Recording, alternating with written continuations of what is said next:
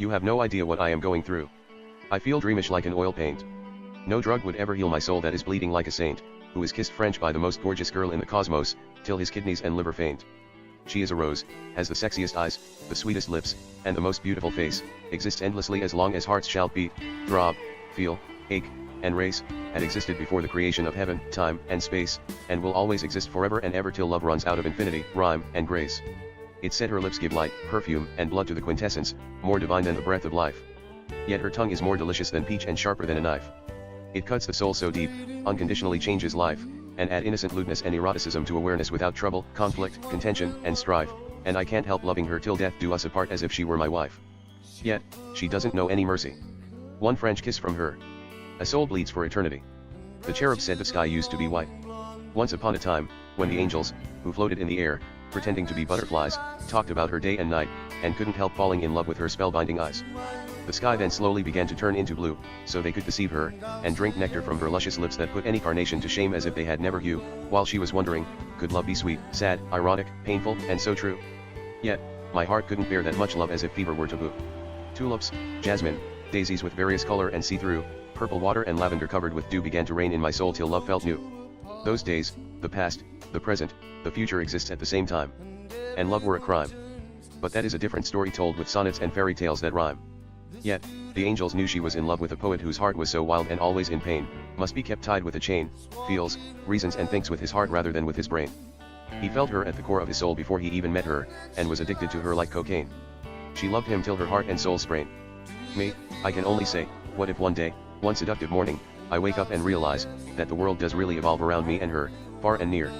Everything I see, everything I hear, the testament of her vanity fair. Passion and pain, love and fear, everything that is written with computer, typewriter, feather, ink, and pen, have always been made to glorify her, or I would find myself in the lion's den. And everything that is a game in the count of 1 to 10. Fortune and fame, pride and shame. What if nothing feels the same? Would love ever be madness again? Love that doesn't know the meaning of sane? Or shall I continue to think with my heart instead of my brain? I might as well trade my soul to the devil, and feel the passion with every inch of my vein, and meet her in the dawn of ice and flame. I shall only love her, and in everything I do, I will put her first, and to adore her as if I had never adored a flower. She comes second to no dame, live and die in her beautiful heart, screaming her name. So, the angels tricked her again, they told her the poet was insane, turned the water into wine in vain, and died in Spain. They buried his heart in Paris, Maine, and his lungs in Ukraine, covered with snow, till his breaths and heartbeats frozen without a stain, and were later discovered by wolves. The beasts chewed his organs like sugar cane. They told her a fable, so the angels thought when she was sad, the heavens would end in destruction. They would finally be free, lose their wings, come the closest to her lips, and figure out the true meaning of love, passion, fever, lust, even pain, sweet blasphemy, and envy without resentment, and disdain, and then would inherit the kingdom of rapture, attain nirvana, and achieve utmost elation, for she was the most arresting girl that no heaven, phenomenon, life, and heart can fathom, understand, and explain. Yet, she cried day and night, tear that would eventually replace the rain. However, the angels didn't know either her tears were diamonds, gold, red, blue, and even orange that are warm, burn my bones the deepest above norm, and it was so easy to conform. Did she tell them anything that might misinform? Every college student had dreamed about her, holding a rose next to their heart, waked up in the middle of the night, and wrote romantic poems in their dorm. Or maybe, the angels didn't expect to rain pink, passion, crimson, violet, and blood, depend on her mood, which has no trouble to transform into flowers and snowstorm, carmine rose petals, dahlia, sacred lotus, water lilies, gladiolus, hibiscus, magnolia, cherry blossom, and gazania falling from the sky, and like snowflake, each had different shape, design, scent, and form, which they were remarkably accompanied with aurora polaris and lightning and thunderstorm. The angels were propelled to paint her tears with holy water from the highest order of heavens prior to insistence.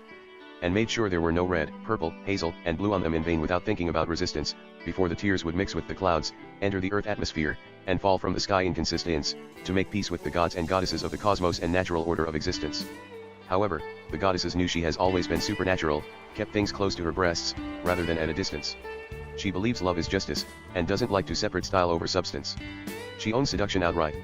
Yet, she has always loved with every beat of her heart, aches, and breaths to the depth, extent, and elevation her soul can grasp, fervently, intensely, and faithfully for infinite love, the demise of time, living life to the fullest as if humans were heavenly creatures, and perfect divine, like Elizabeth Barrett Browning.